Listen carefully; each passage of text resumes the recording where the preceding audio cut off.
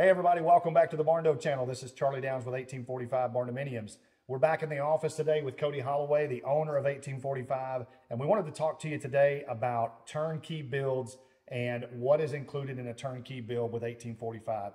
We get a lot of customers ask us, a ton of questions about turnkey builds and shell builds, which we are going to talk a little bit about as shell packages as well. But let's talk turnkey builds.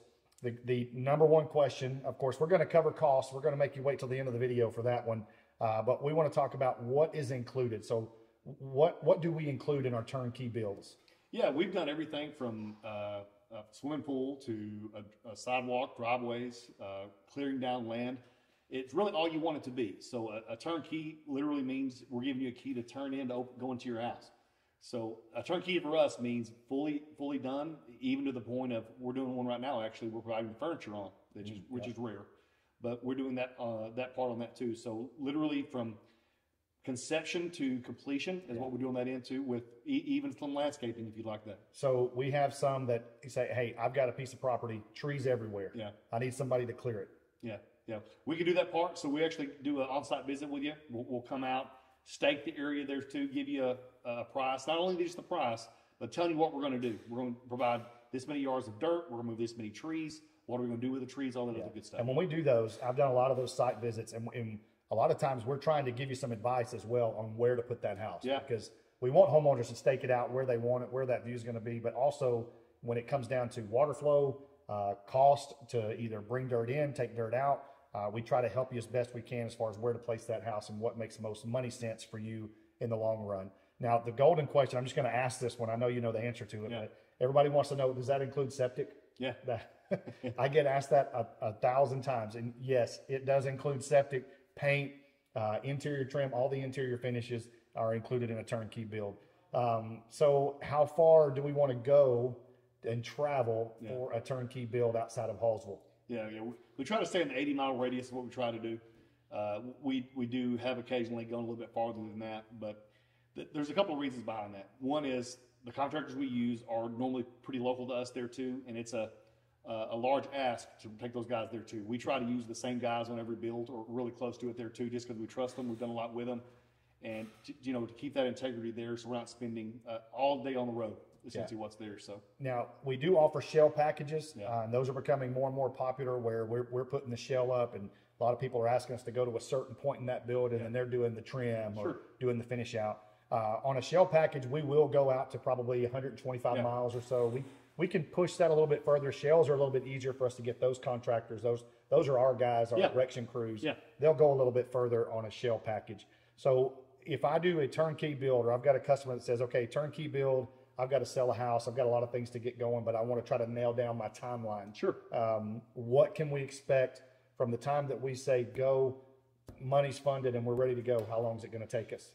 Another golden question, right? So like you mentioned before, you have a place that's full of trees, lots of hills. That's going to take 2 months of dirt work. Yeah. So that's a big question there too. So what I like to tell people is, from the time you're able to pour your slab and get the building up there too, it's about a 10 or 12 week process once that part's done.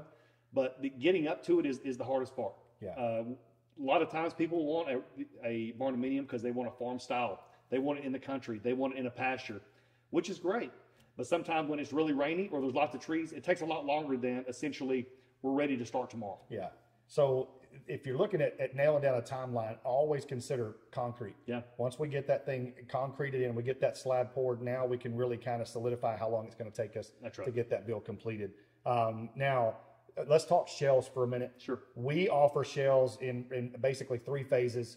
The easiest one is phase 1, and we're going to talk a little bit about cost here as well. So we said we'd go about 125 miles for that. But in phase 1, we're just going to get that thing in the dry. Yep. We're going to put windows in. We may or may not do exterior doors depending on what the homeowner wants us to do. And that phase is usually around $50 per foot. And that does include our dirt work and concrete as well. And I just want to kind of throw a disclaimer out there. When we say dirt work, right now that's estimated. Yeah. It could be a lot more, it could be a lot less. And like Cody said, we go to some lots that are wooded and got terrible slope to them, things like that. So it could be a lot different than that. But the average is around $50 a foot. So when we go to a phase 2 shell, a lot of people say, hey, I don't know anybody that wants to wood frame it. Yeah. And so that's something that we offer. And when we go that far, wood framing doesn't take long. I know on my house, it took probably 3 days, and we were wood framed. It was really quick with no load bearing. Those guys are able to move around, so it's really quick and easy for us to do. That's usually around $60. And then I wanted Cody to talk a little bit about phase 3, where we do things a little bit. A lot of people are confused as far as our process, how we go through, and they think, well, you're going to wood frame it and immediately you're going to spray foam, and that's not necessarily true in the way that we build. Now, phase 3 would be we wood frame and we spray foam, but there's some things that have to happen before we are ready to spray foam. Yeah, so this is just more of a result of me doing it for a long time. So when you spray foam, which is what most happens here in East Texas anyway, you have what's called an envelope that you try your best not to break. So we like to run every penetration, whether it be plumbing stack out, whether it be electrical, anything you want to run through that wall, it's fine. I just want to do that before I spray foam. The reason behind that is if you foam it, you're going to have to cut that foam out, puncture it, and then repatch that there too. So you'll never get the exact feel you would if you'd have done it in the right time frame. So that's more of a result of us experience doing that too and giving you the best product we can one time. Gotcha. And so probably from a sales perspective, I talk to a lot of customers each and every day, every week about shells. And a real big question that we have is the electrical and plumbing in the walls. Yeah. Because we are going to wood frame it. We need those electricians, plumbers, your HVAC guys. They need to come in once that wood framing is complete, run everything, like you said, get those penetrations in the wall that we need to, and then we're ready to spray foam it afterwards. But the big question is, are we going to do the electrical and plumbing, or do they need to hire somebody else to do the electrical and plumbing? Yeah, so that's a great question. Most of the time, if you're a licensed contractor, and in Texas, plumbing, HVAC, and electrical are all licensed trades. So when you do that, electricians want to follow the job, plumbers, HVAC, from start to finish. If there's a situation they're coming in, starting on somebody else's work, they're really hesitant to do that. So warranty issues. Yeah. So because I understand that you're working on somebody else's work, if something goes wrong, who actually was at fault? The person did it before or after that. So that's why we really recommend starting from start to finish with the mechanical trades, just to make sure that if there ever is an issue down the road, that you have one person to call versus somebody blaming somebody else for that. And that's us trying to help you, trying to protect you. A lot of people are like, well, you just don't want to do it. That's not the case. I mean, you're one water leak, and all of a sudden the finger pointing is going to start, or who did this, who's responsible for this. So as a homeowner, we would advise whoever you're going to have do the rough end, the ground end, or stack out, whatever, have them finish it from start to finish. Correct? Is that what okay? That's what we recommend on that side too. And you mentioned the pricing there too. What's really important to look at that too is your square footage, what that means. When you're talking about square footage, what do you mean by that? So we're looking at slab footage. When we talk about square footage of a home, you're looking at outside of the concrete. A lot of people look at interior, but we do have a 12-inch wall thickness all the way around. So we take into account, and all of our pricing is based on square footage. So we want you to look at the slab size. So if that's a 50 by 40 slab, that's what we're basing our pricing off of. And we can look at total under roof. When we're looking at square footage, you can look at houses, house square footage, porch square footage, garage square footage. There's a lot of things to look at there. So let's talk about cost with that. Now, going back just real quick, we'll follow up with shell phase 3. If we were to come in and do the shell, wood frame it, and come back and spray foam it, you're probably looking at around $70 a foot for that heated and cooled space if we're doing all of that. Now, let's switch gears back over to the turnkey and talk cost. That's what everybody wants to know. So we try to there's a couple of different ways that I tell customers you can break down cost to build. You can either look at total under roof, where we take the house, porches, garage, shop, whatever is included. But that's you have to kind of know what you're looking at to be able to price it out on the fly. You have to kind of take into account open space, how many trades are going to be in that area, and things like that. The more trades, I always talk about a bathroom. It's expensive per foot for a bathroom, because think of the trades that are in there. Your flooring, your sheetrock guys, your trim guys, your plumbers, they're all working in there. Countertops, showers, all those trades are working in there. So the cost per foot for a bathroom shower area is a lot more than a big open living room, because there's just a lot of open space in there. So probably the easiest way to tell you to break it down is look at the heated and cooled space, look at the porch space, look at your garage. And so if we took heated and cooled space, I would say right now we're probably around 185 to 190 a foot. That's a safe number for us to kind of give you to start with. Could be more, could be less. The interior finishes have a lot to do with that. There is no just, hey, it's $186.25 a foot. Yeah. That number does not exist, but we can give you a ballpark of where to get started. Go ahead. Yeah, it's really important to think about those two things. Charlie mentioned that as far as the different square footage is what's there. A lot of people ask, how much is it a foot? If there was an easy way to answer that, I would answer that. Yeah. It would be on our website, plastered as big as I could there too. So there's two things I want to talk about. One is a lot of the bills that we show on our YouTube channel. How much does this cost? And if people going, they don't want to tell you, it has nothing to do with that. We're building custom homes for folks, and we would never want to violate their privacy to tell, hey, they spent this much money on this house here too.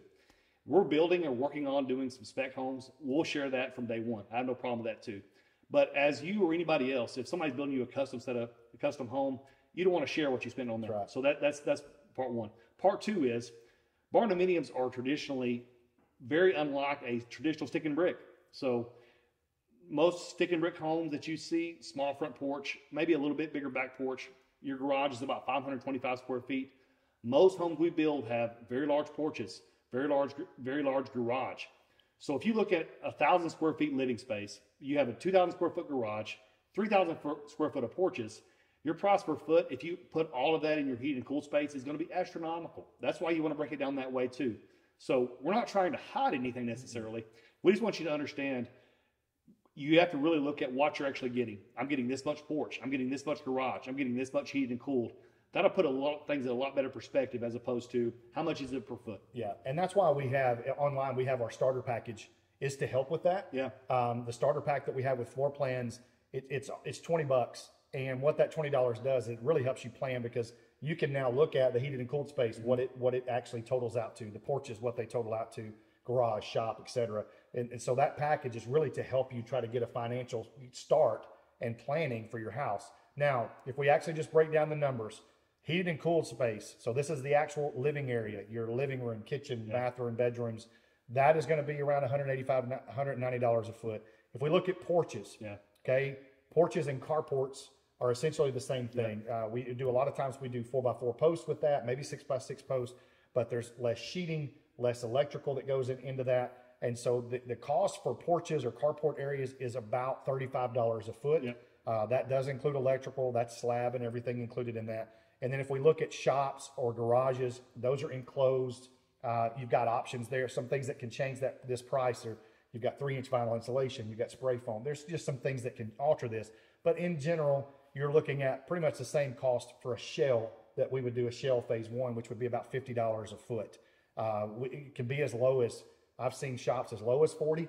I've seen them as high as 75 because of overhead doors, insulation, and just what's involved in that garage or that shop. So just to kind of recap that real quick, you're looking at $185 to $190 for per square foot for your heated and cooled or living area, $35 for your porch or carport areas, and then probably $40 to $50 for your shop or garage area. If you can take each of those aspects of the build, total those up and add up your total, that'll give you an idea of what it's going to cost to build that Barndominium. And quite honestly, it's not just with us. It's probably the cost of building just about anywhere you go. One thing too that Charlie mentioned that you really want to take into perspective. We hear a lot of, man, I need to cut down my cost, or this is great, or whatever it may be. So the most expensive rooms in your entire home, you mentioned one was your bathroom. The second place is your kitchen. Oh yeah. Cabinetry, plumbing, electrical, it's all really isolated in that area. So people ask me, you can have a variance of $30, $40 a foot going from 1,500 square feet to 2,000 square feet. Well, how is that possible? So think about it like this. Say you're building a 4-bedroom, 2-bath house, or a 3-2, that's 1,500 square feet, versus a 3 or 4-2, that's 2,000 square feet. Your kitchen's relatively the same size. Your bathrooms are relatively the same size. But your inexpensive area, your big open area, your living room, your bedrooms, your closets, the inexpensive stuff, you have a lot more of it. So for the average, the price goes down quite a bit. So you actually can build a really big home as long as you don't have a ton of bathrooms in it, really inexpensively. You're building a big open area. So that's when we look at this here too. Averages are so hard to do because if you build a small home with 3 bathrooms in it, it's going to be really expensive per foot. But when he's talking about averages, that gives you an overall roundabout. So people have asked us before. We have several houses on our site that are about 800 or 900 square feet. There's a lot more than the 185 a foot. But the reason is because 30-40% of the house are bathroom and kitchen. And there's just not a lot of room essentially to spread that small dog. Kitchen, small living space, small bedrooms. They're trying to build a tiny home. Yeah. And it's just the price per foot. There's no open space there. Each square foot has a lot going on in those. So those price per square foot can be quite a bit higher than the 185 to 190. Yeah. So we just want to take just a little bit and kind of go over turnkey and shell builds with you. Hope the information we've shared with you today has been helpful. If you would like to talk to us about how to get process started with your turnkey build or your shell or floor plans or even a kit package delivery, we would love to talk to you about that. You can go to our website, 1845barndominiums.com.